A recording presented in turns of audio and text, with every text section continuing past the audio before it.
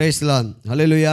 ஆண்டவர் இயேசு கிறிஸ்து நாமத்தினாலே இந்த 12வது மாதத்தில் முதல் வாரம், அதுவும் விசேஷமாய் வாக்குத்தத்த ஆராதனை. Price the Lord. கர்த்தர் நம்மளை கடந்த 11 மாதமும் நடத்தினார். ஆண்டவர் நல்லவர்னு சொல்லி கரங்களை உயர்த்தி சொல்லுங்கள். கர்த்தர் நல்லவர், கர்த்தர் நல்லவர், கர்த்தர் நல்லவர்.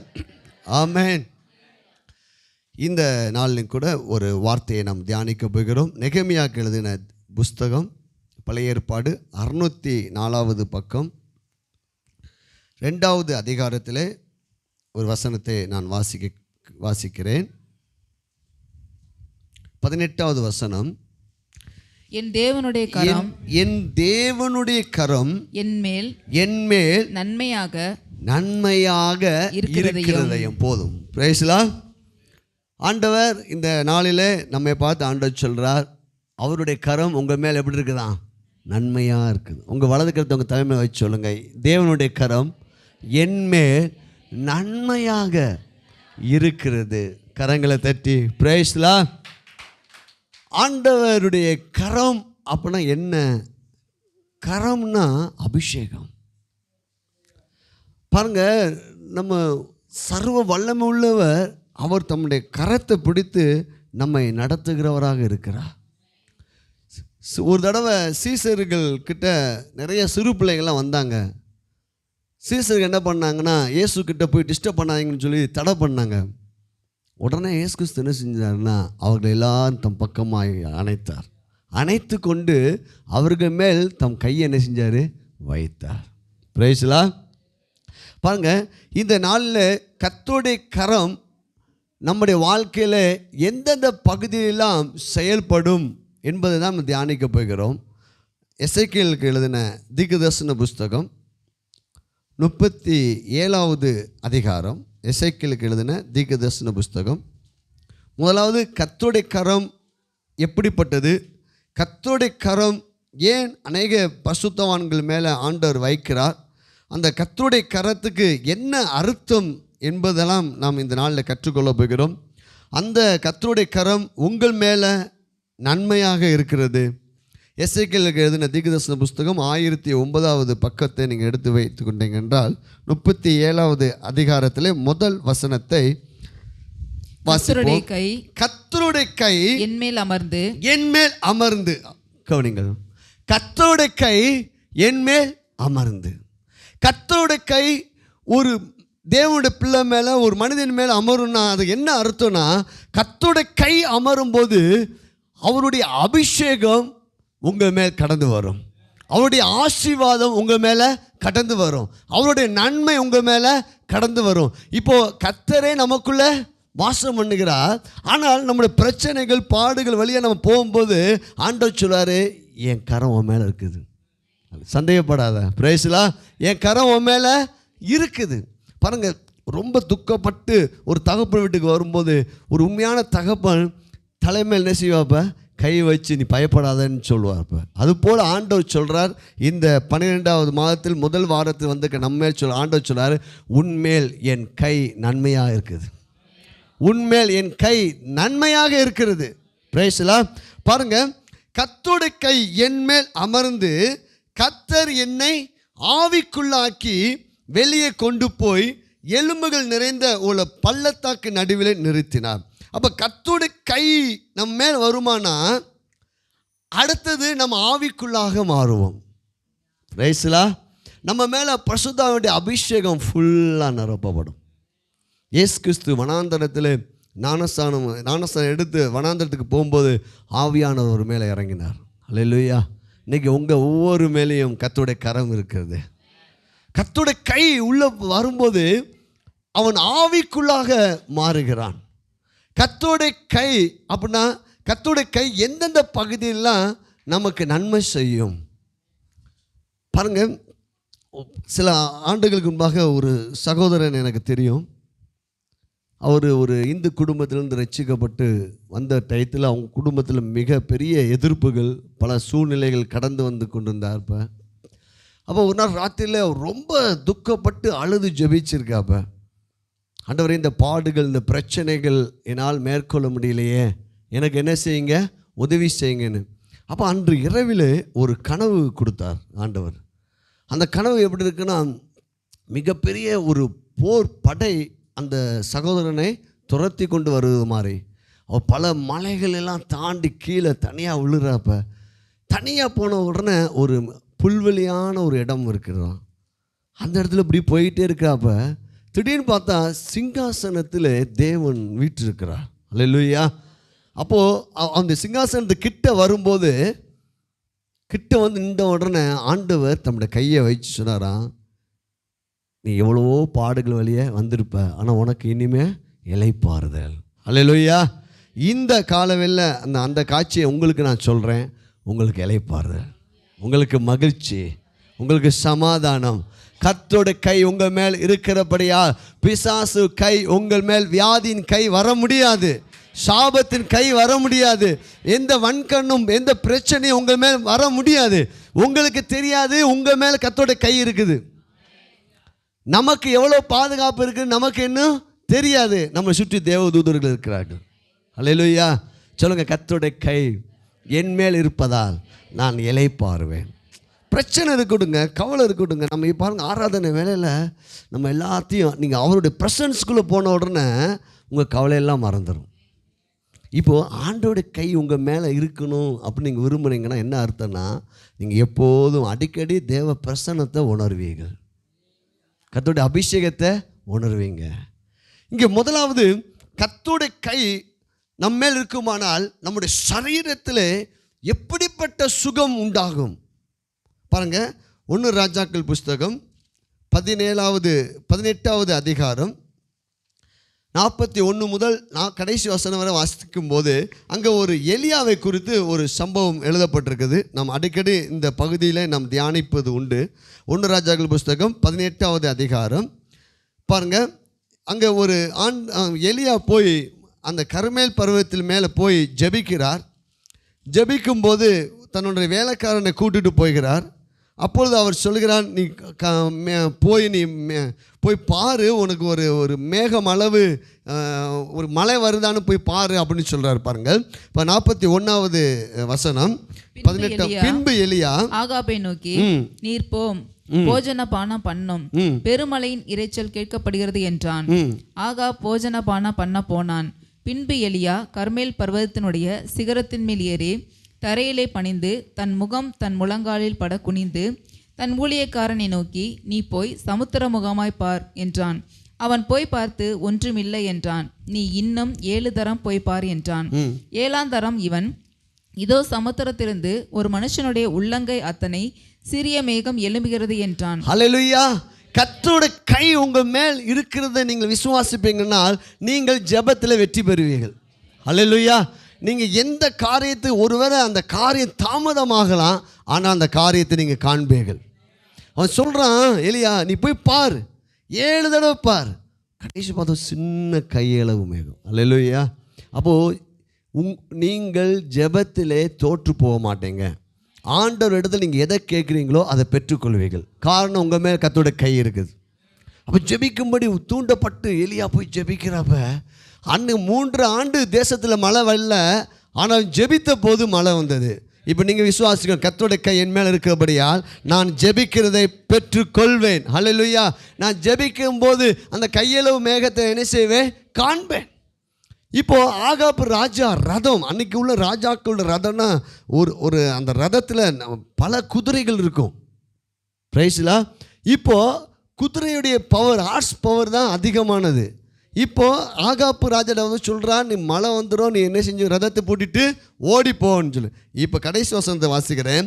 கர்த்தருடைய கை எலியா மேல் இருந்ததினால் அவன் தன் அறையை கட்டி கொண்டு இஸ்ரவேலுக்கு வருமட்டாக ஆகாப்புக்கு முன்னாக ஓடினான். ஹல்லேலூயா. பிரைஸ்லா. பாருங்க, ரதம் தாங்க ஹார்ஸ் பவர். இவன் மாமிசத்தில் இருக்கிறான், இவன் சரீரத்தில் இருக்கிறான், அவன் ரதத்தில் உட்காந்துருக்கான் ராஜா. ஆனால் இப்போது எலியா ஓடுறான், குதிரையை காட்டிலும் தாண்டி ஓடுறான். பிரைஸ்லா.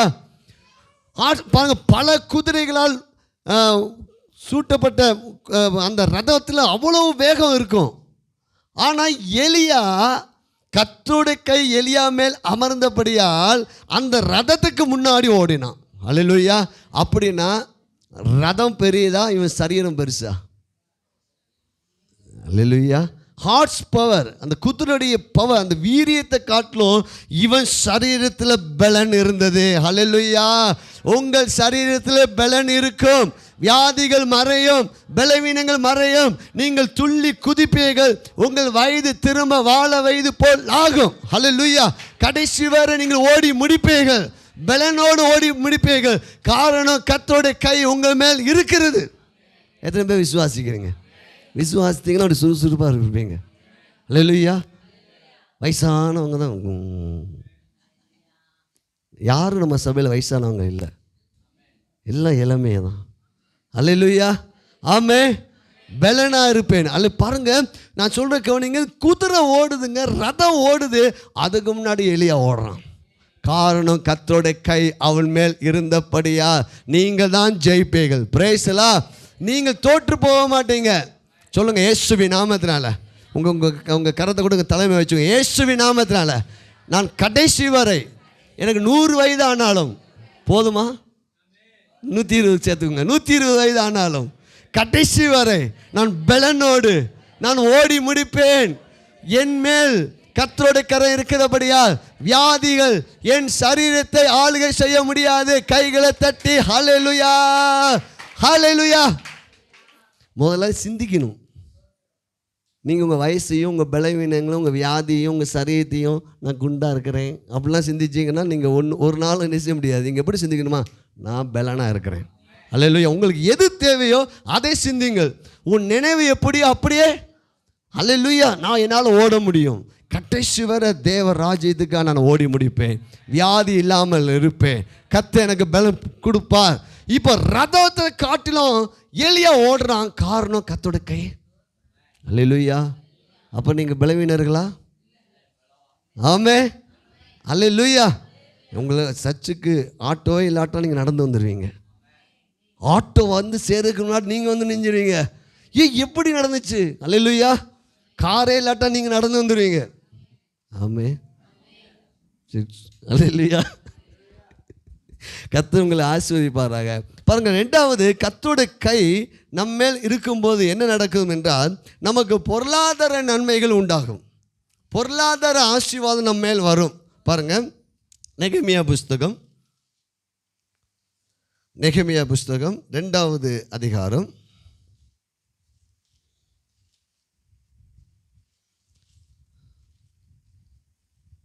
2ஆம் அதிகாரம் 8வது வசனம். தேவாலயத்துக்கு இருக்கிற அரணின் கதவு வேலைக்கும் நகர அலங்கத்தின் வேலைக்கும் நான் தங்கப்போகிற வீட்டின் வேலைக்கும் வேண்டிய மரங்களை ராஜாவின் வனத்து காவலாளனாகிய ஆசாப் எனக்கு கொடுக்கும்படிக்கும் அவனுக்கும் ஒரு கடிதம் கட்டளையிடப்படுவதாக என்றேன். என் தேவனுடைய தயவுள்ள கரம் என் மேல் இருந்தபடியால் ராஜா அவைகளை எனக்கு கட்டளையிட்டார். Price the Lord. பொருளாதார ஆசீர்வாதம் எப்போ நமக்கு ஓவர்ஃப்ளோவாக வரும் தெரியுமா? இந்த நெகமியாவுக்கு தேவ ராஜ்யத்தை குறித்த ஒரு அக்கறை. எருசலேமில் தேவாலயம் கட்டப்பட்டிருக்குது. ஆனால் அதோடைய சுவர்கள் எல்லாம், அரணெல்லாம் உடைக்கப்பட்டிருக்குது. எருசலேம்லேருந்து ஜனங்கள் வந்து சொல்கிறாங்க, இவன் எங்கே இருக்கிறான்னா பாபிலோன் தேசத்தில் ராஜாவுக்கு பானபாத்திரக்காரனாக இருக்கிறான். ஆனால் இவனுடைய நினைவு, பொருளாதார நன்மை, ஆசீர்வாதம் எதுக்காக வரும்னா, இவன் நினைவுலாம் தேவராஜ்யம் கட்டப்படணும். அல்லேலூயா. தேவராஜ்யம் கட்டப்படணும். இந்த சுவிசேஷம் கடந்து போகணும். இப்போ வந்து கேட்குறாங்க, வந்து சொல்கிறாங்க, ஐயோ எருசலேம் அலங்கெல்லாம் இடிக்கப்பட்டிருக்குது. அப்படி உடனே அழுகிறான். Hallelujah. Praise the lord. Hallelujah. Praise the lord. இப்போ சபைக்குள்ளே வந்தீங்கன்னா சபையை சுற்றி பார்க்கணும். அல்லேலூயா. சபையில் ஒரு காரியம் இல்லைன்னா, ஐயோ பாஸ்டர் சபையில் இது காரியம் அப்படின்னு உங்களுக்கு என்ன வரணும்? அழுக வரணும். அழுக வராட்டாலும் என்னமா வரணும். என்ன வராட்டாலும் வந்து கேட்கவா செய்யணும். அல்லேலூயா. எதை குறித்து உங்களுடைய நோக்கம்லாம் தேவ ராஜ்யத்தை குறித்து இருக்கும்போது தான் நன்மைகள், பொருளாதார ஆசீர்வாதம் கடந்து வரும். முதலாவது தேவ ராஜ்யத்தையும் அவருடைய நீதியும் தேடுங்கள், அப்பொழுது எல்லாம் கூட கொடுக்கப்படும். Price the Lord. அப்போது அக்கறை எங்கே இருக்குன்னா, சபையின் மேலே, ராஜ்யத்து மேலே அக்கறை இருக்கணும். பிரைஸ். இப்போ நெகேமியா கிட்ட வந்து இந்த செய்தி கேட்டோன்னே அவன் அழுகிறான். அழுது உபவாசம் போட்டு, ஆண்டவரே எப்படி ஆயிரும் ஆண்டவரே, அந்த அலங்கத்தை கட்டுனா பல கோடிகள் வேணும். ஆனால் இவன் விரும்பல. இவன் யாருன்னா ராஜாவுக்கு பானபாத்திரக்கான அசிஸ்டண்ட்டு, காப்பி டீ திராட்சை ரசம் எடுத்து கொடுக்குறதுக்கு ஒரு சின்ன வேலை. ஆனால் ராஜா கூட இருக்கிறான். இவனால் ஒன்றும் செய்ய முடியாது. ஆனால் இவனுக்கு எண்ணம் வந்துருச்சு, தேவ ராஜ்யத்தை கட்டணும். ஹல்லேலூயா. அதுக்கு எனக்கு பணம் தேவை. இவனுடைய எண்ணங்கள் நோக்கங்கள் சரியாக இருக்கும்போது உடனே அந்த 2வது அதிகாரத்தில் பார்த்தீங்கன்னா 1வது வசனம் மைக்கில் வாசிங்க. அர்த்தசஷ்டா ராஜாவின் 20ஆம் வருஷம் நிசான் மாதத்திலே திராட்சரசம் ராஜாவுக்கு முன்பாக வைத்திருக்கையில் நான் அதை எடுத்து அவருக்கு கொடுத்தேன். நான் முன் ஒருபோதும் அவர் சமூகத்தில் துக்கமாய் இருந்ததில்லை. அப்பொழுது ராஜா என்னை பார்த்து, நீ துக்கமுகமாய் இருக்கிறது என்ன? உனக்கு வியாதி இல்லையே, இது மனதின் துக்கமே ஒழிய வேறொன்றும் அல்ல என்றார். ஹல்லேலூயா. நித்தம் பாருங்க, அந்த ராஜாவுக்கு நித்தமாக திராட்சரசம் எடுத்து கொடுக்க, அவனுக்கு உதவி செய்ய. இப்போ ராஜா பார்க்குறாரு, ராஜா சமூகத்துக்கு அவன் சொல்கிறான், இதுக்கு மேலே துக்கமாக இருந்தது இல்லை. ஏன்னா அவன் வசதியெலாம் இருக்குது, அவன் அரண்மனையில் வாழ்கிறான், ராஜாவுக்கு அடுத்த இடத்துல இருக்கிறான். அப்போ அவன் கண்டிப்பாக குறைவா இல்லை, எல்லாம் வசதி. ஆனால் தேவ ராஜ்யம் இந்த எருசலேமில் ஜனங்களோ வேதனையில் இருக்கிறாங்க. இப்போது அவன் ராஜா பார்க்குறான், உன் முகம் ஏன் துக்கமாக இருக்குது, உனக்கு வியாதியும் இல்லை, இது மனதின் துக்கமே என்று. அல்லேலூயா. எதுக்காக துக்கப்பட்டான்னு சொல்லுங்கள். பாருங்க. அல்லேலூயா. அல்லேலூயா. எங்களுக்கு சம்பளம் கம்மியாயிடுச்சு, அதுக்காக துக்கப்படல. வீட்டில் ஒரு காரியம், அதுக்காக அவன் துக்கப்படல. அவன் எதுக்கு துக்கப்பட்டானா, தேவ ராஜ்யம். ஐயோ அரங்கம் கட்டப்படணுமே, அப்படி துக்கமாக இருக்கிறான். நீ இதுக்கு முன்னாடி துக்கமாக இருந்தது இல்லையே அப்படின்னு ராஜா சொல்கிறார். அப்போ உடனே சொல்கிறான், என் ஆண்டவரே ராஜாவே, இப்படி என்னுடைய ஜனங்கள்லாம் என்ன செய்யப்பட்டிருக்காங்க, இப்படி இருக்கிறாங்க, அலங்கம் இடிக்கப்பட்டு கிடக்குது, என் ஜனங்கள்லாம் கஷ்டப்படும் போது நான் எப்படி ஆண்டவரே நான் சந்தோஷமாக இருக்க முடியும்? அல்லேலூயா. இவன் நினச்சா சந்தோஷமாக இருக்க, ஏன்னா இவனுக்கு எல்லா நிறைவும் இருக்கிறது. இவன் அரண்மனை வாழ்க்கை வாழ்ந்து கொண்டிருக்கிறான். ஆனால் இவனுடைய எண்ணம் ராஜ்யம் கட்டப்பட வேண்டும். பிரைஸ்லா. ராஜ்யம் ஸ்திரப்பட வேண்டும், சபை உயர்த்தப்பட வேண்டும், சுவிசேஷம் கடந்து போக வேண்டும். இதுக்கு நான் என்ன செய்வது, இதுதான் எண்ணிக்கொண்டிருக்கிறான். அப்போ உடனே ராஜாட்ட போய் சொன்ன உடனே ராஜா, ஓகே போருக்கு என்னென்னலாம் உனக்கு வேணும் அப்படின்னு கேட்குறாரு. உடனே லிஸ்ட்டு கொடுத்துறான். இவன் சாதாரண பீன் மாதிரி தாங்க. ஆனால் இவன் சொல்கிறான், எனக்கு இப்படிலாம் குதிரையை அனுப்புங்க, நான் இப்படிலாம் போகணும், எனக்கு இவ்வளவு வேலைப்பாடுகள் நான் செய்யணும் அப்படின்னு சொல்லி உடனே பார்த்தீங்கன்னா 5வது வசனம். ராஜாவை பார்த்து, ராஜாவுக்கு சித்தமாக இருந்து அடியனுக்கு உமது சமூகத்தில் தயை கிடைத்ததானால் என் பிதாக்களின் கல்லறைகள் இருக்கும் பட்டணத்தை கட்டும்படி யூதா தேசத்துக்கு நீர் என்னை அனுப்ப வேண்டிக் கொள்கிறேன் என்றேன். அப்பொழுது ராஜஸ்ரீயும் பக்கத்தில் உட்கார்ந்திருந்தாள். ராஜா என்னை பார்த்து, உன் பிரயாணம் எத்தனை நாள் செல்லும், நீ எப்பொழுது திரும்பி வருவாய் என்று கேட்டார். இவ்வளவு காலம் செல்லும் என்று நான் ராஜாவுக்கு சொன்னபோது என்னை அனுப்ப அவருக்கு சித்தமாயிற்று. இப்போ அந்த தேசத்தை விட்டு எருசலேமுக்கு வரணும்னா பல தேசங்கள் இடைவெளி இருக்குது. இப்போ அவன் சொல்கிறான், உங்கள் குதிரை வீரர்களை அனுப்புங்க, உங்கள் பொக்கிஷங்களை எனக்கு கொடுங்க. உடனே பார்த்தா ராஜா எல்லாம் கொடுக்குறான். இப்போ பார்த்தா அவன் பானபாத்திரக்காரனா எருசலேமுக்கு வரல, பொக்கிஷத்தோடும் குதிரை வீரர்களோடும் பல பாதுகாப்போடு வாரான் எருசலேமுக்கு. ஹல்லேலூயா. அப்போ தேவ ராஜ்யத்துக்காக நம்ம விதைக்கிற விதைகள், தேவ ராஜ்யத்தை குறித்த ஒரு நோக்கம் நமக்கு இருந்துமானால் நம்மளை கர்த்தர் ராஜாவாக மாற்றிடுவார். ஹல்லேலூயா. ராஜாவாக மாற்றிடுவார். இப்போ சாதாரண பானபாத்திரக்காரன் இருந்தவனை ஒரு ராஜா மாதிரி இப்போ அனுப்புகிறாரு. உடனே கடிதம்லாம் எழுதி நீங்கள் வீட்டில் போய் வாசித்து பார்த்துக்குங்க. எல்லாம் எழுதி அனுப்பிவிட்டு பாருங்கள் 9வது வசனம் சீக்கிரமாக வாசிக்கலாம். அப்படியே நான் நதிக்கு அப்புறத்தில் இருக்கிற தேசாதிபதிகள் இடத்துக்கு வந்து ராஜாவின் கடிதங்களை அவர்களுக்கு கொடுத்தேன்.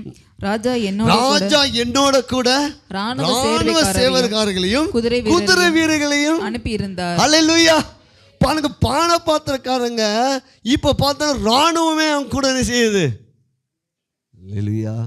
எத்தனை பேர் இங்கே இருக்கிறீங்க? ஆமே.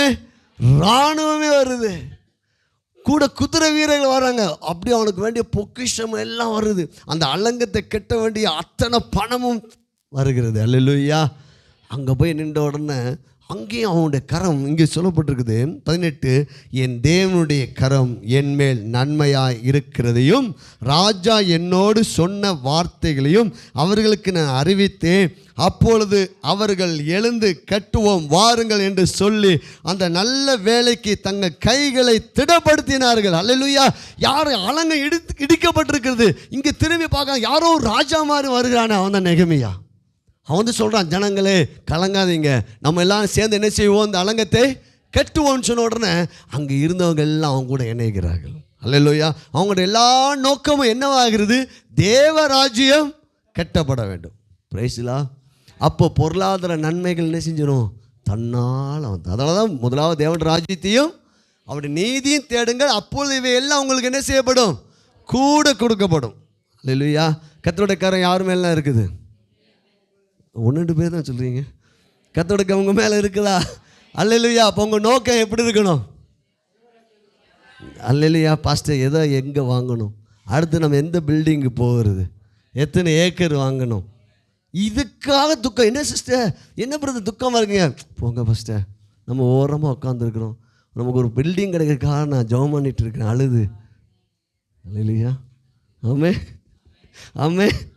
அல்லேலூயா. இது தேவ ராஜ்யத்துக்காக நீங்கள் துக்கப்பட்டால் உங்கள் துக்கம் சந்தோஷமாய் மாறிவிடும். நீங்கள் உங்களை ராஜாவை போல மாற்றிடுவார்.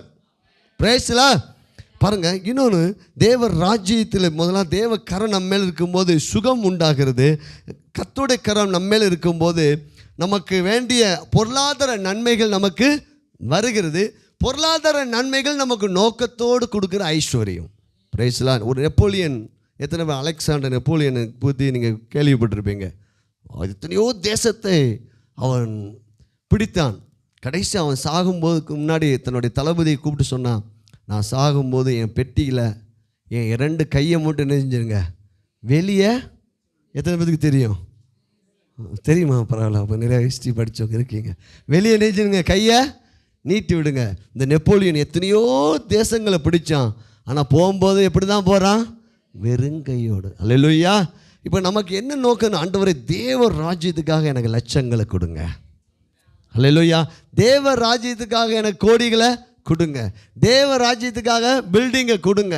நாங்கள் வசதியாக இருந்து உங்கள் நாமத்தை என்ன செய்யணும், மகிமைப்படுத்தணும் ஆண்டவரே. பிரைஸ்லா. அப்போ தேவ ராஜ்யத்துக்காக நம்ம நோக்கத்தோடு இருக்கும்போது நோக்கத்தோடு கூடிய ஐஸ்வர்யம். அதான் கர்த்தரின் ஆசீர்வாதமே ஐஸ்வர்யத்தை தரும், அதனோடு அவர் வேதனையை கூட்டார். நல்லா புரிந்துக்கோங்க. உங்கள் கையில் வர பணம் நீங்கள் நினைக்கணும், ஆண்டவரே இது தேவ ராஜ்யத்துக்காக நான் பயன்படுத்த போகிறேன். அப்படி இருக்கும்போது என்ன ஆகும் தெரியுமா, உங்கள் வாழ்க்கை ராஜ வாழ்க்கையாக மாறிடும். பிரைஸ்ல. முதலாவது யார் தான் சாப்பிடுவீங்க, நீங்கள் தான் சாப்பிடுவீங்க. பிரைஸ்ல. உங்கள் நோக்கம் சரியாக இருக்கும்போது தேவனுடைய அந்த பொருளாதார ஆசீர்வாதம் உங்கள் மேல் கடந்து வந்துடும். ஆமென். பாருங்க, 3வது காரியம், வெளிப்படுத்த விசேஷம். கர்த்தருடைய கை நம்ம மேல் இருக்கும்போது நமக்கு ஆண்டவர் எல்லாவற்றையும் மேல ஒரு அதிகாரத்தை கொடுக்கிறார். வெளிப்படுத்த விசேஷம் 2ஆம் அதிகாரம். வெளிப்படுத்த விசேஷம் 2ஆம் அதிகாரம். இங்கே யோவான் ஒரு தரிசனத்தை காண்கிறார். அப்பொழுது ஆண்டவர் அவர் இடத்துல வெளிப்படுகிறார். பாருங்க, வெளிப்படுத்த விசேஷம் 2ஆம் அதிகாரத்தில் ஒரு சில வசனங்களை நம்ம வாசிப்போம். 17 வாசிங்கள். ஆவியானவர் சபைகளுக்கு சொல்லுகிறதை காதுள்ளவன் கேட்க கடவன். 1ஆவது அதிகாரம் 17வது அதிகாரம். போது மைக்கேல் செத்தவனை போல அவருடைய பாதத்தில் விழுந்தேன். அப்பொழுது அவர் தம்முடைய வலது கரத்தை என்மேல் வைத்து என்னை நோக்கி, பயப்படாதே, நான் முந்தினவரும் பிந்தினவரும் உயிருள்ளவருமாய் இருக்கிறேன். ஹல்லேலூயா. இங்கே ஒரு தரிசனத்தை யோவான் அப்போஸ்தலன் காண்கிறார். அவன் ஆண்டவருடைய கை இப்படி மேலே வருது, பயப்படாதே, நான் உன்னுடனே கூட இருக்கிறேன், மரித்தேன், இதோ சதா காலமும் உயிர் உள்ளவராக இருக்க. கர்த்தருடைய கைன்னு என்ன தெரியுமா, எந்த சூழ்நிலையும் எப்படிப்பட்ட நேரத்திலையும் நீங்கள் உணர்வீர்கள், ஆண்டவர் என் கூட இருக்கிறார். அல்லேலூயா. அந்த மரண இருளில் பள்ளத்தாக்கு நடந்தாலும் பொல்லாப்புக்கு பயப்படேன், தேவன் என்னோட கூட இருக்குது. கர்த்தருடைய கை தாவீது மேல் இருந்தது. நீங்கள் ஆண்டோட கரம் உங்கள் மேல் இருக்குது. சொல்லுங்கள், இயேசுவின் நாமத்தில் கர்த்தருடைய கரம் என் மேல் இருக்கிறதை நான் விசுவாசிக்கிறேன். ஆமென். இப்போ உடனே அடுத்தது வசனம் சொல்லுகிறது, மரித்தேன், இதோ சதா காலங்களிலும் உயிரோடு இருக்கிறேன். ஆமென். நான் மரணத்திற்கும் பாதாளத்துக்கும் உரிய திறவுகோல் உடையவராக இருக்கிறேன். ஆண்டவருடைய கை உங்கள் மேல் இருக்குமானால் நீங்கள் அதிகாரம் உள்ளவராக மாறிவிடுவீர்கள். அல்லேலூயா. உங்களுக்கு எதிராக வருகிற பிரச்சனைகள், உங்களுக்கு எதிராக வருகிற வியாதிகள், உங்களுக்கு எதிராக வருகிற போராட்டங்கள், உங்களுக்கு எதிராக வருகிற காரியங்களை நீங்கள் இயேசுவின் நாமத்தில் ஜெயம் எடுப்பீங்க. மரணத்துக்கும் பாதாளத்துக்கும் திறவுக்குள் உடையவர் இப்போ யார் தான்? கிறிஸ்து. வானத்துக்கும் பூமிக்கும் சகல அதிகாரம் உடையவர் யார் தான்? கிறிஸ்து. அல்லேலூயா. ஆண்டவர் சொல்றார், என் நாமத்தால் பிசாசுகளை துரத்துவீர்கள், நவமான பாஷைகளை பேசுவீர்கள். அப்போ நீங்கள் கர்த்தருடைய கை என் மேலே இருக்குது, இயேசுவின் நாமத்தில் நான் எதை பேசுகிறேனோ அது என்ன செய்ய என் வாழ்க்கையில் நடக்கும். அப்போ அதிகாரம் உங்கள் வாழ்விலே கடந்து வரும். பயம் உங்களை விட்டு நீங்கும். அதிகாரம் உங்களை விட்டு நீங்காது, பயம் உங்களை விட்டு நீங்கும். நீங்கள் கர்த்தருடைய கை என் மேலே இருக்குது, என் மேலே இருக்குது நீங்கள் நம்பினீங்கன்னா ஒன்று நடக்கும். நீங்கள் அதிகாரம் உள்ளவராக மாறிடுவீங்க. பிரச்சனை சூழ்நிலை நான் எதையை பார்த்து நீங்கள் என்ன செய்ய மாட்டீங்க, பயப்படும். ஏன்னா ஆண்டவர் சொல்லுவார், தம்முடைய வலது கரத்தை அவன் மேல் வைத்து பயப்படாத. அல்லேலூயா. இந்த நாளிலும் கூட இந்த 1ஆம் தேதி ஆண்டு நம்மளை பார்த்து சொல்லுவார், பயப்படாத, பயப்படாத, பயப்படாத, நான் உன்னோடு கூட இருக்கிறேன். நான் மரித்தேன், ஆனாலும் இதோ சதா காலமும் உயிர் உள்ளவராக இருக்கிறேன். ஆண்டவர் எங்கே இருக்கிறார்? உங்களுக்குள்ள இருக்கிறாரா இல்லையா? அல்லேலூயா. ஏன் வெளிப்பிரகாரமாக கர்த்தருடைய கை நம்ம மேல் அமருன்னா, வெளிப்பிரகாரமாக அவருடைய பிரசன்ஸ் மூலமாக நமக்கு வெளிப்படுத்துகிறார், நான் உங்க கூட தான் இருக்கிறேன். அல்லேலூயா.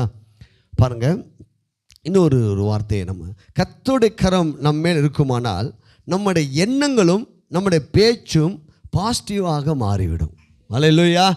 பாருங்கள், இதுதான் பாருங்கள், உன் நினைவு எப்படியோ அப்படி அவனும் இருக்கிறான். நீ எதை சிந்திக்கிறாயோ அப்படியாக நீ என்ன செஞ்சிடுவ, மாறிவிடுவ. நம்ம எவ்வளோ தான் ஜெபம் பண்ணி உங்கள் வார்த்தையை கொஞ்சம் லூஸில் விட்டீங்கன்னா நீங்கள் நன்மையை என்ன செய்ய முடியாது, அனுபவம். இப்போ நம்ம என்ன ஃபெய்த்து என்னன்னு, ஆண்டோட கை என் மேலே இருக்குது.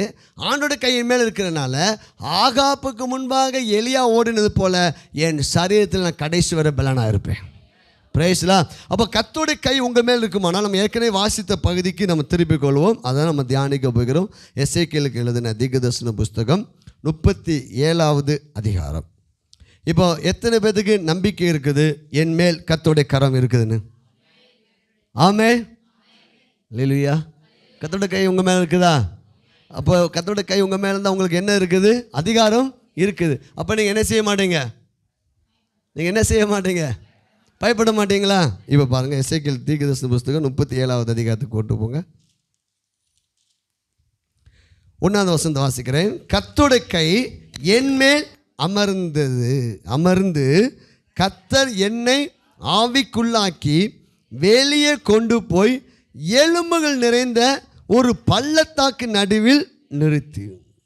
இல்லையா? இப்போ எல்லாரும் நம்ம எங்கே போகிறோன்னா, எலும்பு கூட எத்தனை பேர் ஸ்கூலில் காலேஜில் பார்த்துருக்கீங்க? அல்லேலூயா. பிரைஸ்லா. சின்ன வயசில் இருக்கும்போது பாருங்க, ஏதாவது டெட் பாடி தூக்கிட்டு போவாங்க. எங்கள் பசங்களாம் சொல்லுவாங்க, 5th படிக்கும்போது, டே கையை உள்ளே ஒழிச்சுக்கோ, ஏன்னா கையை பிடிங்கிட்டு போயிடுவான் அவன். நிஜமாக நாங்களும் கையை அப்படியே டெட் பாடி போனோம், டே எல்லாம் கையை என்ன செஞ்சிடுவோம், டவுசருக்குள்ளே உள்ளே ஒழிச்சு வச்சுப்போம். ஏன்னா அந்த பாடி என்ன செஞ்சிடுவோம், நம்ம கையை பிடிங்கிட்டு போயிடும் அப்படின்னு சொல்லுவாங்க. இல்லையா? 12th படிக்கும்போது எலும்பு கூட இருக்கும் பாருங்கள். சில பேர் பசங்கள்லாம் பயப்பட மாட்டாங்க, சில பிள்ளைங்களாம் என்ன செய்யுங்க, பயப்படுங்க. சிலங்களை அமைதியாக இருக்கும்போது திடீர்னு ஆடிடும் காற்றுல, லேபில் அப்படியே நினைஞ்சிருவாங்க. இப்போ ஒரு எலும்பு கூட கிடையாது, எலும்புகள் நிறைந்த பள்ளத்தாக்கு மண்டையாக கிடக்குது.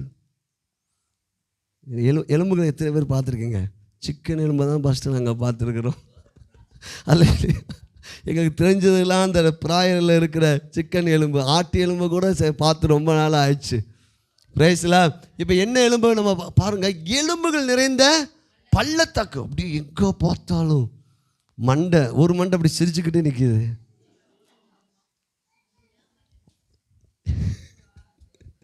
எங்கே பார்த்தாலும் எலும்புகள். அது ஒரு எலும்புனா எலும்பு கூட கை கால் அப்படி இல்லை, சிதறப்பட்டு கிடக்குது. எலும்பாக கிடக்குது, கையாக கிடக்குது, காலாக கிடக்குது, அப்போ இந்த பாடியாக கிடக்குது, அப்படியே எலும்பு, அப்படியே எலும்புகள். இப்போது கர்த்தருடைய கரம் உங்கள் மேலே இருந்தால் நீங்கள் எங்கே போகணும்? எங்கே போகணும்? பாருங்க, இது எதை குறிக்குதுன்னா சூழ்நிலை. அல்லேலூயா. உங்களுடைய பிரச்சனை, உங்களுடைய வியாதி, உங்களுடைய பற்றாக்குறை, உங்கள் சரீரத்தில் இருக்கிற பலவீனங்கள், உங்களுடைய பயங்கள், உங்களுடைய அவிவிசுவாசம், இதெல்லாம் எலும்பு போல் உங்களை நினைஞ்சிட்டு இருக்குது, சுற்றிய பயமுறுத்திட்டு இருக்குது. ஆனால் இதுக்கு முன்னாடி நீங்கள் பயந்தீங்க, ஆனால் இப்போ பயப்பட மாட்டீங்க. காரணம் சுடுகாட்டில் 12 மணிக்கு போய் விட்டாலும் நீங்கள் என்ன செய்ய மாட்டீங்க? அல்லேலூயா. பயப்பட மாட்டீங்க. Praise God. பாருங்க, என்னை அவைகளின் அருகே சுற்றி நடக்க பண்ணினார். இதோ பள்ளத்தாக்கில் வெட்ட வெளியிலே அந்த எலும்புகள் மகா திரளாய் கிடந்தது, அவைகள் மிகவும் உழந்ததுமா இருந்தது. அல்லேலூயா. நீங்கள் நம்மளாம் என்ன செய்யணும்? ஆண்டவரே, உங்கள் கை என் மேலே இருக்கட்டும், நான் உங்கள் கையை பிடிச்சிக்கிறேன், உங்கள் கையை நான் நெஞ்சுக்கிறேன், ஃபஸ்ட்டு பிடிச்சிக்கிறேன், கண்ணை மூடிக்கிறேன், எங்கனாலும் கூட்டு போங்க. எலும்புகள் நிறைந்த பள்ளத்தாக்கு நடுவில் ஏன் நடக்க பண்ணினாரு? பிரைஸ்லா. நீங்கள் எதுக்கெல்லாம் பயந்தீங்களோ இனி அதுக்கெல்லாம் பயப்பட மாட்டீங்க. கரங்களை தட்டுங்க. ஹல்லேலூயா. எதுக்கெல்லாம் பயந்தீங்களோ அதுக்கெல்லாம் பயப்பட மாட்டீங்க. சில ஃபோன் கால் வந்துருச்சுன்னா அஜிஜோ நமக்கு ஒரு பயம் உணர்வாயிடும். அடிமேல் அடிபடும் போது, மரண செய்திகள் கேட்கும்போது, வியாதியின் செய்தி கேட்கும்போது, யாருக்கோ ஒரு வியாதி வந்திருக்கும், யாரோ ஒருத்தங்க நம்மக்கிட்ட ஒரு செய்தி சொல்லுவாங்க, அப்படியே நினைஞ்சிரும். உங்களுக்கு வரல, நல்லா புரிஞ்சு, உங்களுக்கு அந்த வியாதி வரல, அந்த ஆபத்து வரல, அந்த நாசமோசம் வரல, விபத்து வரல, எங்கேயோ கேட்குற செய்தி நமக்குள்ளே நினைஞ்சிருக்கும், ஓடிட்டு இருக்கோம். இல்லையா? சில பேர் பார்த்தீங்கன்னா ஒரு துச்செய்தி, ஏதாவது செய்தி கட்டோன்னு வயிறு நெஞ்சிடும்,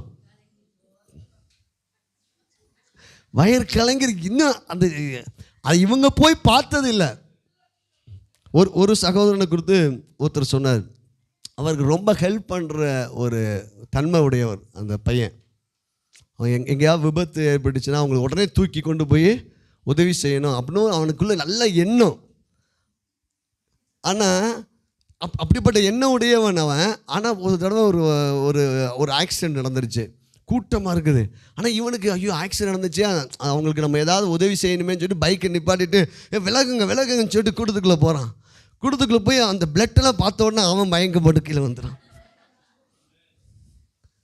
கடைசி ஆம்புலன்ஸ் வரும்போது இவங்க 2 பேர்த்தையும் நெஞ்சிட்டாங்க, தூக்கி கொண்டு போய் அங்கே ஆஸ்பத்திரியில் போய் கொஞ்சம் நேரம் கழித்து அவனை தண்ணிலாம் தெளிச்சு ட்ரிப்லாம் அனுப்பட்டு அப்படியே முழிப்பு வருமா. அதுக்கடுத்து வீட்டில் போய் சொல்லுவாங்க, டே நீ பார்க்காதுன்னு சொன்னால் கேட்க மாட்டான். திரும்ப எங்கேயாவது ஆக்சிடென்ட் இருந்துச்சுன்னா ஐயோ இப்படியா உங்களுக்கு என்ன செய்யணும், உதவி செய்யணும் போவானா, திரும்ப என்ன செஞ்சிடுவானா, மயக்கப்பட்டு வந்துடும். அல்லேலூயா. எத்தனை பேத்துக்கு பிளட்டை பார்த்தா பயம் வந்துடும்? பிரைஸ்லா. வவ்வாலை பார்த்தா பயம், எதையாவது ஒரு சின்ன பூச்சியை பார்த்தா பயம். வாழ்க்கையில் சில பலவீனங்கள், காரியங்கள் பாருங்கள், உலகத்துக்காரனால ஒரு காரியம் சாதிக்க முடியுமானா உங்களுக்குள் இருக்கிறவர் பெரியவர். அல்லேலூயா. நான் அதனால தான் சொல்கிறேன், நம்மளால் முடியாது ஒன்றுமே இல்லை. பிரேசலா. உங்களால் எல்லாம் கூடும். சைக்கிள் ஓட்டினா ஓட்ட தெரியணும், கார் ஓட்ட தெரியும்னா கார் ஓட்ட முடியும், 2 வீலர் ஓட்ட முடியும். அவனுக்கு அவ்வளோ பலன் இருக்குமானால் ஆவியானவர் சொல்றாரு, உனக்குள் இருக்கிறவர் பெரியவர், அன்பில் பயம் இல்லை, பூர்ண பயம் புறம்பே தள்ளும்.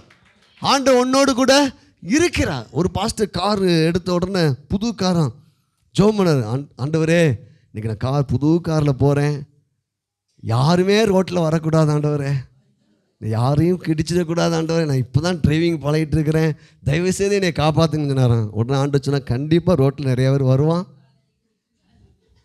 கண்டிப்பாக ரோட்டில் என்ன நிறையா பேர் வரவான் செய்வான், ஆனால் நீ பயம் இல்லாமல் ஓட்டுவாய். அல்லேலூயா. பிரேசலா. இந்த பயந்தாங்க நம்முடைய வாழ்க்கையில் முன்னேறக்கூடாதபடிக்கு அநேக காரியங்களை தடை செய்யும். பிரேஸ்கா. பயப்படக்கூடாது. இப்போது இங்கே பார்த்தீங்கன்னா எலும்புகள் நிறைந்த பள்ளத்தாக்கு நடுவில் கொண்டு போய் நிறுத்தினார். காரணம், அவர் என்னை நோக்கி மனுபுத்திரனே இந்த எலும்புகள் உயிரடையுமா என்று கேட்டார். அதற்கு நான், கர்த்தராகிய ஆண்டவரே தேவரீர் அதை அறிவீர். அல்லேலூயா. இவர் ஏன்னா இவனுக்கு மேலே கர்த்தருடைய கரம், அந்த அபிஷேகம் இருக்கிறதுனால இவன் இந்த சூழ்நிலையை பார்த்து நெகட்டிவாக நினைக்கவில்லை. பிரைஸ்லா. பயம் வந்துச்சுன்னா நம்முடைய சிந்தனை மாறிடும், பேச்சு மாறிடும். பயம் வந்துச்சுன்னா பதட்டமாயிடும், தைரியமாக இருக்கணும். இப்போ யாருக்கோ ஒருத்தவங்க உடம்பு சரியில்லைன்னா இவங்க நினைஞ்சிடுவாங்க, வேர்த்து வடிஞ்சு இவங்களுக்கு என்ன ஆயிரும், வேர்த்து வடிஞ்சு ஒன்றுமே செயல்பட முடியாமல் போயிடும். இப்போ பாருங்க, ஆண்டவர் கேட்குறாரு, இந்த எலும்புகள் உயிரடையுமா? உடனே அவன் சொல்கிறான், நீர் அறிவீர் ஆண்டவரே. பிரைஸ்லா. இப்போ நம்மளாம் கொண்டு போய் உன் சூழ்நிலைலாம் மாறுமா, உன் வாழ்க்கை மாறுமா, உன் கடன் மாறுமா, உன் பலவீனம் மாறுமா, உன் வியாதி மாறுமான்னு இன்றைக்கி ஆண்டவர் உங்களை பார்த்து கேட்குறாரு. நீங்கள் உங்கள் மேலே என்ன கரம் இருக்குது? இப்போ நீங்கள் என்ன சொல்ல போகிறீங்க? நீர் அறிவீர் ஆண்டவரே, நான் சுகமாக இருக்க வேண்டும், நான் நல்லா இருக்க வேண்டும் என்பதற்காக நீங்கள் உம்முடைய கல்வார் இரத்தத்தை சிந்திருக்கபடியா நான் நன்மையானதை அனுபவிப்பேன். காரணம் கர்த்தருடைய கரம் என்மேல் நன்மையாக இருக்கிறது. அல்லேலூயா. உடனே பாருங்க, அப்பொழுது அவர், நீ இந்த எலும்புகளை குறித்து தீர்க்க தரிசனம் உரைத்து அவைகளை பார்த்து சொல்ல வேண்டியது என்னவென்றால், உலர்ந்த எலும்புகளே கர்த்தருடைய வார்த்தையை கேளுங்கள். எங்கே நின்று கொண்டு?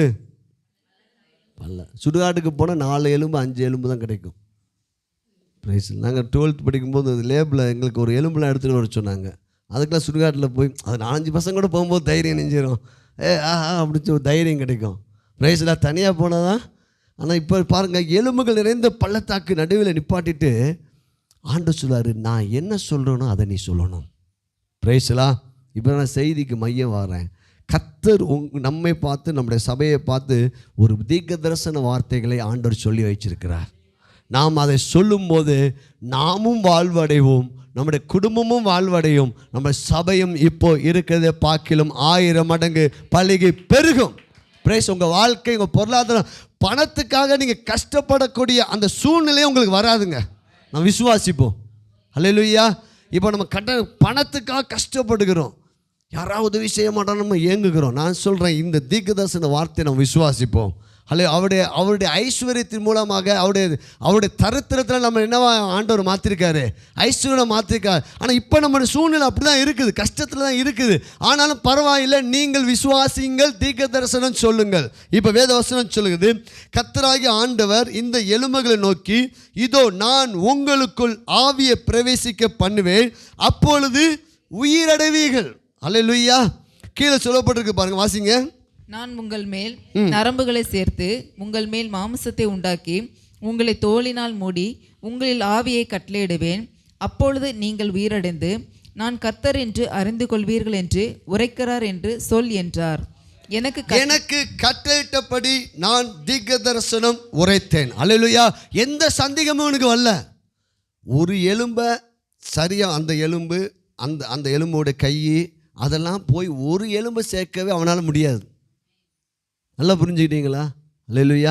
சொல்லுங்கள், என்னால் முடியாது, ஆனால் நான் விசுவாச வார்த்தையை பேசும்படி கர்த்தருடைய கரம் என் மேலே இருக்குது. அல்லேலூயா.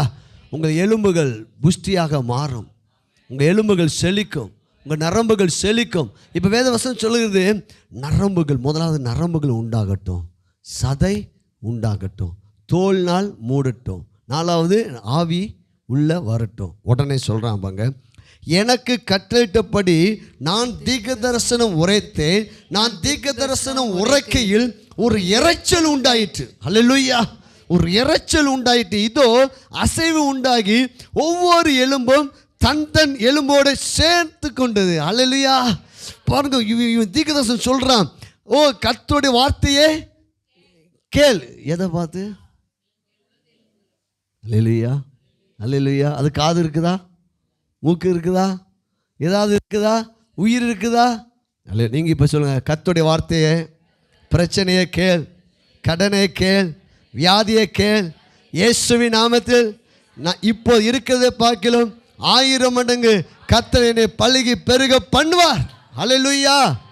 நான் பலன் மேல் பலன் அடைவேன், நான் ஓடினாலும் இளைப்படைய மாட்டேன், நடந்தாலும் சோர்ந்து போக மாட்டேன். பலவீனமே கேள். ஒரு ஊழியர் இருக்கார், அவருக்கு திடீர்னு கை வலிச்சிச்சு, கால் வலிச்சிச்சுன்னா உடனே பிரசங்கத்தை நிப்பாட்டிட்டு பேச ஆரம்பிச்சுவார். ஏ கையே பலனட அப்படின்னு சொல்லுவார். அல்லேலூயா. இப்போ எத்தனை பேருக்கு சரியத்தை, எத்தனை பேருக்கு பலவீனம் இருக்குது? சும்மா பலவீனம் இருக்க கையை வைத்துங்க. நான் பேச போகிறேன், நீங்கள் தான் பேச போகிறீங்க. இப்போ என்ன பலவீனம் இருக்கிறத கத்தி சொல்லுங்க. இப்போ இயேசுவி நாமத்தினால பலன் உண்டா? நான் சொல்லுங்க. அல்லேலூயா. இயேசுவி நாமத்தில் சரீரமே பலன் உண்டாக, சுகமடைவாயாக. ஆமென். சொல்லுங்க. இயேசுவி நாமத்தினால எல்லா கடன்கள் மாறுவதாக. கடனே கேள். அதுக்கு காது இருக்கா? இருக்குன்னு சொல்லுங்க. நீங்கள் சொன்ன உடனே இனிமேல் கடனே உங்களை வீட்டை விட்டு வெளியே போயிடும். இந்த எலும்புக்கு காது இருந்துச்சா? ஆனால் அவன் தீர்க்கதரிசனம் உரைச்சான். கேளு. இறைச்சல் உண்டாயிற்று. தந்தந்த ஒவ்வொரு எலும்புகளோட என்ன செஞ்சிச்சு? சேர்ந்து கொண்டது. நான் பார்த்து கொண்டு இருக்கையில் இதோ அவைகள் மேல் நரம்புகளும் மாமிசமும் உண்டாயிற்று. மேற்புறம் எங்கும் தோலினால் மூடப்பட்டது. அல்லேலூயா. தீர்க்கதரிசனம் உரைத்தால் நீங்கள் ஒன்றை விசுவாசிக்கணும். என் வாழ்க்கை மாறும், எனக்கு சுகம் நடக்கும், எனக்கு அற்புதம் நடக்கும், என் வாழ்க்கை இப்போ இருக்கிறத பார்க்கலாம் 1000 மடங்கு பலன் உண்டாகும். நான் அதை விசுவாசிக்கிறேன். நான் என் நன்மையானதை சொல்லும் போது அந்த நன்மையை நான் காண்பேன். அல்லேலூயா. ஒவ்வொரு எலும்பு டக்கு சேர்ந்துக்குச்சு. அந்த காட்சி எப்படி இருக்கும் பாருங்க. இல்லையா? இன்றைக்கி படம் எடுத்து வெளியே விட்டால் பயங்கரமாக ஓடிடும். பிரைஸ்லா. எலும்புகளும் ஒவ்வொரு எலும்பு டக்கு டக்கு டக்கு டக்கு டக்கு மாட்டி அப்படி எந்திரிச்சு அப்படி நிற்கிது. எல்லா எலும்புகளும் எத்தனை மகா திரளான அவ்வளவு கூட்டமான எல்லா எலும்புகளும் அப்படி வந்து நிற்கிது. தீர்க்கதரிசி பின்னாடி எடுத்து ஓடி வரல, அப்படி பார்க்குறான். பார்த்துட்டு இருக்கும்போது திடீர்னு நரம்பு வருது. பிரைஸ்லா. பாருங்கள், அனாட்டமி படிக்கும்போது நல்லா இருக்கும் பாருங்கள். அப்படி உள்ளே என்ன செஞ்சிருக்கோம்? நரம்புகள். அப்படி பார்த்துட்டு இருக்கிறான். சதை வருது. தோல் மூடாத பாடி எப்படி இருக்கும்? இல்லையா? பிரைஸ்லா. டக்குன்னு தோல் வருது. எல்லாம் அப்படியே படுத்து இருக்குது. அதுக்குள்ளே என்ன கிடைக்கல? ஜீவன் இல்லை. அடுத்த வருஷம் பாருங்க. அப்பொழுது என்னை பார்த்து நீ ஆவியை நோக்கி தீர்க்க தரிசனம் உரை.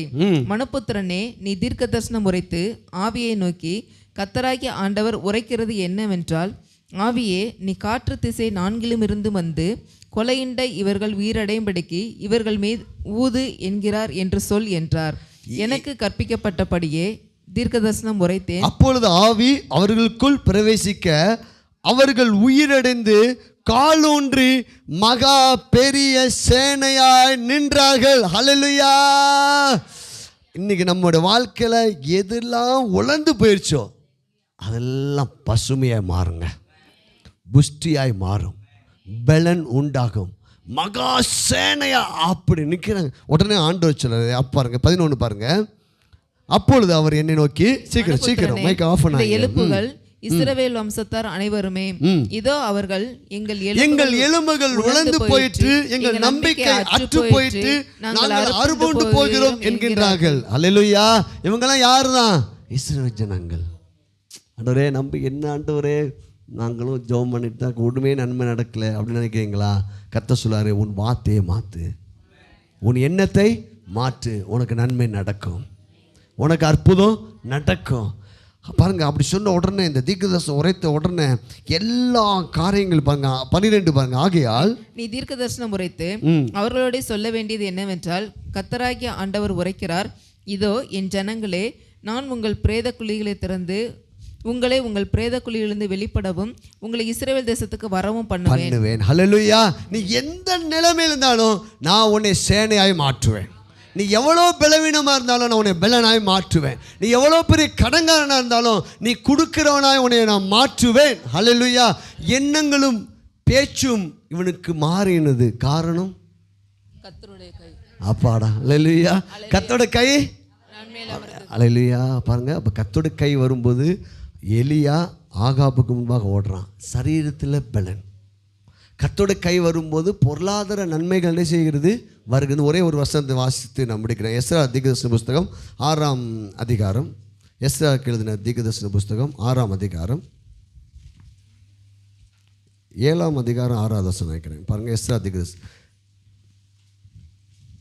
ஒரே வசனத்தை வாசித்து நம்ம இருந்து நம்மளுக்கு திருவுந்து உண்டு. நம்ம திருவுந்துக்குள்ளாய் கடந்து செல்ல போகிறோம். கர்த்தர் நல்லவர். எஸ்ரா எழுதின தீர்க்கதரிசன புஸ்தகம் 6வது 7வது அதிகாரம் 6வது வசனம் நினைக்கிறேன். பாருங்க. எஸ் 7:9. 7:6 பாருங்க. 7:6 பாருங்க. இந்த எஸ்ரா இஸ்ரவேலின் தேவனாகிய கர்த்தர் அருளிய மோசேயின் நியாயப்பிரமாணத்திலே தேறின வேத பாரகனாய் இருந்தான். அவனுடைய தேவனாகிய கர்த்தருடைய கரம்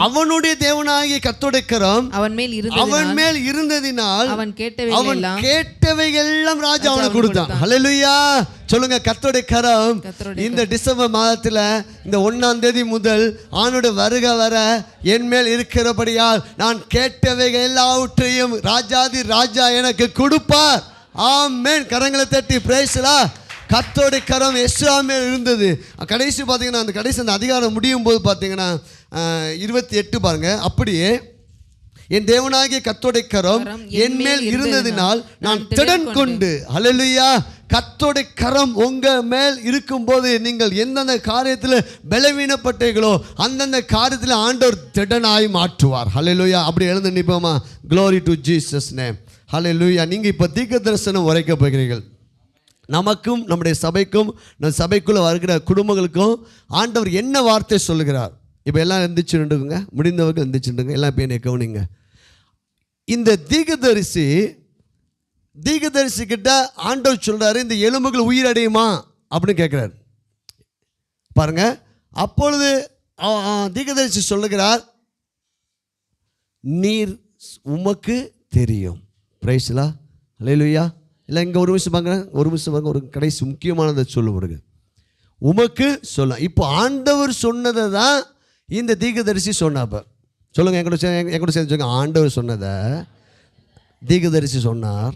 தீர்க்கதரிசி சொன்னதை அப்படியே நிறைவேறிச்சு. ஹல்லேலூயா. இப்போ ஆண்டவர் நம்ம சபைக்கு 3 தீர்க்கதரிசன வார்த்தை சொல்லுகிறார். இதை இந்த டிசம்பர் மாதம் எல்லாம் கொஞ்சம் கவனிங்க. விட்டுருங்க, பிள்ளைங்களை விட்டுருங்க, கவனிங்க. டிசம்பர் மாதம் 1ஆம் தேதி முதல் நீங்கள் வேலைக்கு போனாலும், ஸ்கூலுக்கு போனாலும், காலேஜுக்கு போனாலும், எங்கே இருந்தாலும் அந்த 3 வார்த்தை சொல்லிக்கிட்டே இருக்கணும். முதல் வார்த்தை, இயேசுவின் இரத்தத்தினால் நான் மூடப்பட்டிருக்கிறேன். முதல்ல உங்களிலிருந்து நீங்கள் ஆரம்பிக்கணும். சொல்லுங்கள், இயேசுவின் இரத்தத்தினால் நான் மூடப்பட்டிருக்கிறேன். இயேசுவின் இரத்தத்தினால் என் குடும்பம் மூடப்பட்டிருக்கிறது. இயேசுவின் இரத்தத்தினால் எங்கள் சபை மூடப்பட்டிருக்கிறது. இயேசுவின் இரத்தத்தினால் எனக்கு தேவன் கொடுத்துருக்கிற எல்லா நன்மைகளும் மூடப்பட்டிருக்கிறது. முதல்ல எதை விளைக்கிறையும்? இயேசுவின் இரத்தம். இதை நீங்கள் விசுவாசிக்கணும். பைக்கில் போகும்போது வரும்போது சொல்லிக்கணும், இயேசு இரத்தத்தை நான் மூடப்பட்டிருக்கேன். அப்படி சொல்லும்போது என்ன ஆகுனா, பிசாசு உங்ககிட்ட நெருங்க முடியாது, வியாதி உங்ககிட்ட நெருங்க முடியாது. பஸ்கா ஆட்டுக்குட்டி ரத்தம் தெளிக்கப்பட்ட அந்த இயேசு குடும்பத்தில் மேத்தில் எதுவும் அணுக முடியல. இது அடிக்கடி உண்மையாகவே சொல்கிறேன். இதை நம்ம எல்லாம் தொடர்ந்து ஒருமனப்பட்டு செய்ய போகிறோம். பெரிய நன்மையை பார்க்க போகிறோம். 2வது, இயேசுவின் விலைக்கிரயத்தினால் நான் ஆஸ்வதிக்கப்பட்டவன். சொல்லுங்கள், என்கிட்ட செஞ்சு, இயேசுவின் விலைக்கிரயத்தினால் நான் ஆஸ்வதிக்கப்பட்டவன். இயேசுவின் விலைக்கிரயத்தினால் எங்கள் குடும்பம் ஆஸ்வதிக்கப்பட்டது. இயேசுவின் விலைக்கிரயத்தினால் எங்கள் பிள்ளைகள் ஆஸ்வதிக்கப்பட்டிருக்காங்க. இயேசுவின் விலைக்கிரயத்தினால் எங்கள் சபை ஆஸ்வதிக்கப்பட்டிருக்கிறது. இயேசுவின் விலைக்கிரயத்தினால் நான் செய்கிற எல்லா காரியமும் ஆசீர்வதிக்கப்பட்டு இருக்கிறது. 3வது, பரிசுத்த ஆவியினால் நான் நிரப்பப்பட்டிருக்கிறேன். பரிசுத்த ஆவியானவர் தான் நம்முடைய வனாந்தரத்தை செழிப்பாய் மாற்றுவார்.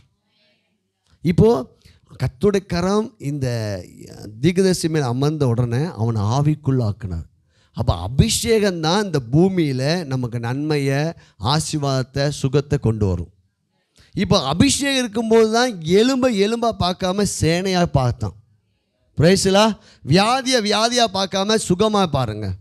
உங்களுடைய பலவீனத்தை பலனாய் பாருங்கள். எப்போ இது சிந்தனை மாறும் தெரியுமா? சும்மா இருக்கும்போது மாறாது, அபிஷேகம் வந்தால் தான் மாறும். ஆவியானவருடைய உதவி தேவை. இப்போ 3வது சொல்லுங்க, பரிசுத்த ஆவியினால் நான் நிரப்பப்பட்டிருக்கிறேன். சொல்லுங்க, பரிசுத்த ஆவியினால் எங்கள் குடும்பம் நிரப்பப்பட்டிருக்கிறது. பரிசுத்த ஆவியினால் எங்கள் சபை நிரப்பப்பட்டிருக்கிறது. இப்போ சொல்லுங்க, இயேசுவின் நாமத்தில் என் வாழ்க்கை செழிக்கும், எங்கள் குடும்பம் செழிக்கும், என்னுடைய பொருளாதாரம் செழிக்கும், என்னுடைய சரீரம் செழிக்கும், என் எலும்புகள் செழிக்கும், என்னுடைய வீடு செழிக்கும், சபை செழிக்கும், சபைக்கு வருகிற ஒவ்வொரு குடும்பமும் செழித்திருப்பார்களாக. ஹல்லேலூயா. சொல்லுங்க, இப்போ இயேசுவின் இரத்தத்தினால் நாங்கள் மூடப்பட்டிருக்கிறபடியால் நாங்கள் செழித்திருப்போம். இயேசுவின் விலைக்கிரயத்தினால் நாங்கள் ஆஸ்வதிக்கப்பட்டிருக்கபடியால் நாங்கள் செழித்திருப்போம். ஆவியானவரால் நாங்கள் ஆட்கொள்ளப்பட்டிருக்கபடியால் நாங்கள் செழித்திருப்போம். இயேசுவின் நாமத்தில் எங்கள் வாழ்க்கை செழிக்கும். ஆண்டவர் சொன்னார் பாருங்க, நம்ம இந்த சபையில் நம்ம இந்த பாலிஸ்லிங் இந்த ஏசில இதெல்லாம் போடுறதுக்கு முன்னாடி பார்த்திங்கன்னா நம்ம சாதாரணமாக இதெல்லாம் கட்டியிருந்தோம். அப்போ ஆண்டவர் சொன்னார், எப்போ நான் உனக்கு செழிக்கும் இந்த வார்த்தையை நான் சொன்னேன், நீ சொன்னையா அப்படின்னு சொல்லி. அப்போ ஒரு நாள் நான் சபையில் உட்காந்து ஜெபம் பண்ணேன், ஆண்டவரே செழிக்கும் ஆண்டவரே, எங்கள் சபை என்ன செய்யும்? செழிக்கும். எங்கள் சபை என்ன செய்யும்? செழிக்கும். இப்போது திரும்பவும் ஆண்டவர் சொல்லார், இந்த வார்த்தையை நம்ம சபையெல்லாம் சேர்ந்து பேசணுமா. எங்கள் பில்டிங் செழிக்கும், 1000 ஆத்துமாக்கள் செழிப்பார்கள், எங்கள் குடும்பத்து எங்கள் சபைக்குள் வருகிற ஒவ்வொருவருடைய நல்வாழ்வு செழிக்கும், சுகம் செழிக்கும், ஆவிக்குரிய வாழ்வு செழிக்கும், அவனோட பொருளாதாரம் செழிக்கும், அவனோட பலன் செழிக்கும். அல்லேலூயா. அதுக்கு 3க்கு நம்முடைய எண்ணம் வந்து எப்பயுமே நான் இயேசுவத்தை தான் மூடப்பட்டிருக்கேன். அப்படி இருக்கும்போது நீங்கள் 2 வீலரில் போகும்போது, காரில் போகும்போது, வரும்போது எந்த ஒரு நாசமோசம் வராது. அல்லேலூயா. ஸோ இயேசு விலைக்கிரயத்தை நான் ஆஸ்வதிக்கப்பட்டிருக்கிறேன் அப்படின்னா என் மேலே ஆண்டோடைய கை, ஆசீர்வாதமான கை என் மேலே இருக்குது. நான் சபிக்கப்பட்டவன் அல்ல, நான் பலவீனன் அல்ல, நான் கடங்காரன் அல்ல, நான் ஆஸ்வதிக்கப்பட்டவன். இந்த சிந்தனையை நீங்கள் இப்போ நீங்களாக சொல்லுங்கள், இயேசுவின் இரத்தத்தினால் நான் மூடப்பட்டிருக்கிறேன். 1, இயேசுவின் விலைக்கிரயத்தினால் நான் ஆஸ்வதிக்கப்பட்டிருக்கிறேன். 3, பரிசுத்த ஆவியினால் நான் நிரப்பப்பட்டிருக்கிறேன். என் வாழ்க்கை செழிக்கும். நான் படிக்கிற பிள்ளைங்களுக்கு நான் சொல்கிறேன், உங்கள் படிப்பு செழிக்கும், உங்கள் வேலைகள் செழிக்கும். இப்போ இந்த செழிக்கும் இந்த வார்த்தையை நீ இப்போ தீர்க்கதரிசனம் உரைக்கிறீங்க.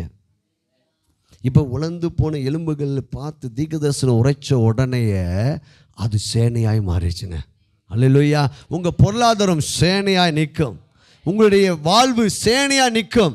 நீங்கள் கர்த்தருக்காக ஜெபிக்கிற ஒரு சேனையாய் எழும்புவீர்கள், துதிக்கிற சேனையாய் எழும்புவீர்கள், கொடுக்கிற சேனையாய் எழும்புவீர்கள். சொல்லுங்கள், இயேசுவின் நாமத்தினால என் வாழ்க்கை வனாந்தரம் அல்ல, என் வாழ்க்கை செழிக்கும். இயேசுவின் இரத்தத்தினால் செழிக்கும், இயேசுவின் விலைக்கிரயத்தினால் செழிக்கும், ஆவியானுடைய ஆளுகையால் செழிக்கும். அல்லேலூயா. சரி, இப்போ நீங்களா சொல்லுங்கள். 3 என்ன சொல்லுங்கள்? 1 2 3. சத்தமாக சொல்லுங்கள். ஆமென். சொல்லுங்கள். டிசம்பர் மாதம் 1ஆம் தேதி செழிக்கும், இந்த மாதம் செழிக்கும், வருகிற ஆண்டுலாம் செழிக்கும். அவருடைய வருகை வரை நாங்கள் செழித்திருப்போம். கர்த்தரை நம்புகிறவன் செழிப்பான், செழிப்பான், செழிப்பான், செழிப்பான். ஓ ஹல்லேலூயா. அப்போ கர்த்தருடைய கரம் உங்கள் மேல் இருக்கிறது நம்பும்போது உங்களுடைய எண்ணமும் உங்கள் பேச்சும் மாறும். அப்போ அவர் சொன்னதை சொல்லி இப்போ ஆண்டவர் சொல்கிறாரு, இந்த சபைக்கு இதை சொல்லிகிட்டே இரு. ஹல்லேலூயா. பிரைஸ்லா. இது என்ன நடக்க போனால் கொஞ்ச நாளில் பெரிய மாற்றம் வரப்போகுது. சபையிலையும் மாற்றம், உங்கள் குடும்பத்திலையும் மாற்றம், உங்கள் பொருளாதாரத்திலையும் மாற்றம், பெரிய நன்மைகள் ஆண்டவர் செய்வார். கண்கள் மூடி ஜெபம். சர்வவல்லமை தகப்பனே, உம்மை துதிக்கிறோம், உம்மை ஸ்தோத்திக்கிறோம். கர்த்தருடைய நன்மையான கரம் எங்கள் மேலே டிசம்பர் மாதம் இருப்பதுக்கு ஸ்தோத்திரம். உம்முடைய கரத்தை எங்களுக்கு இன்னும் வெளிப்படுத்தும் ஆண்டவரே. நீங்கள் வந்திருக்கிற ஒவ்வொருவரையும் நான் ஆஸ்வதிக்கிறேன் ஆண்டவர். இதை பார்த்து கொண்டு இருக்கிற ஒவ்வொருவரையும் நான் பிளஸ் பண்ணுறேன். இவர்கள் ஒவ்வொரு மேலேயும் உங்களுடைய குடும்பங்கள் மேலேயும் கர்த்தருடைய கரம் அமருவதாக இயேசுவின் நாமத்தில் ஜெபிக்கிறேன் நல்ல பிதாவே. ஆமென். கரங்களை தட்டி நன்றி செலுத்துவோம்.